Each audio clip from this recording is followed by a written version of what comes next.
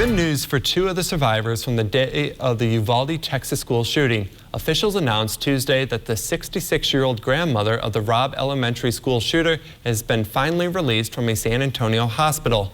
The school shooter shot his grandmother in the face before killing 19 elementary school students and 2 teachers. One of the injured victims, a 10-year-old girl, has been upgraded to good condition, according to the same hospital. 20 people have so far been chosen to sit in judgment of the Parkland school shooter, with lawyers returning Wednesday morning to complete the process and decide who the 12 main jurors will be. It's taken 3 months and requests to 1,700 Broward County residents to show up for jury duty. But now the final selection process of 12 jurors and 10 alternates is almost finished. According to the judge, opening statements in the case will begin on July 18th, following several more days of pre-trial hearings. The killer has already pleaded guilty to the 2018 school shooting that killed 14 students and 3 staff members. So the only question for jury will be life or death. If just one of the final 12 does not vote for death, the killer will get an automatic life sentence. Convicted sex trafficker Ghislaine Maxwell will spend the next 20 years in prison. Maxwell was sentenced for recruiting and grooming teenage girls to be sexually abused by Jeffrey Epstein. Several victims spoke about the abuse they suffered under Maxwell at Tuesday's hearing.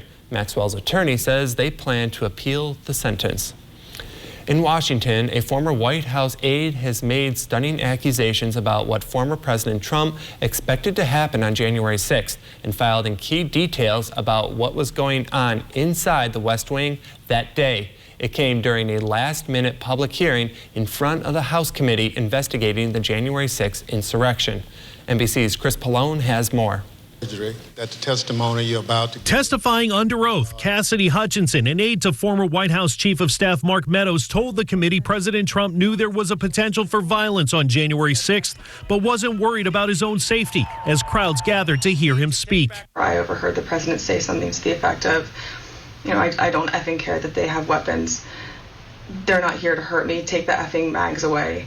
Let my people in. Hutchinson said the president wanted to go to the Capitol where electoral votes were being counted and clashes had already started to break out, leading to a confrontation with Secret Service in the presidential SUV, which a senior staffer told her about afterward. The president said something to the effect of, I'm the effing president, take me up to the Capitol now.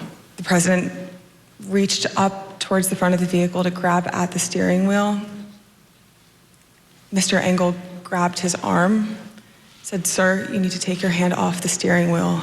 A source close to the Secret Service tells NBC News both men in the SUV with the president are prepared to testify under oath that Mr. Trump never assaulted any agent or tried to grab the steering wheel.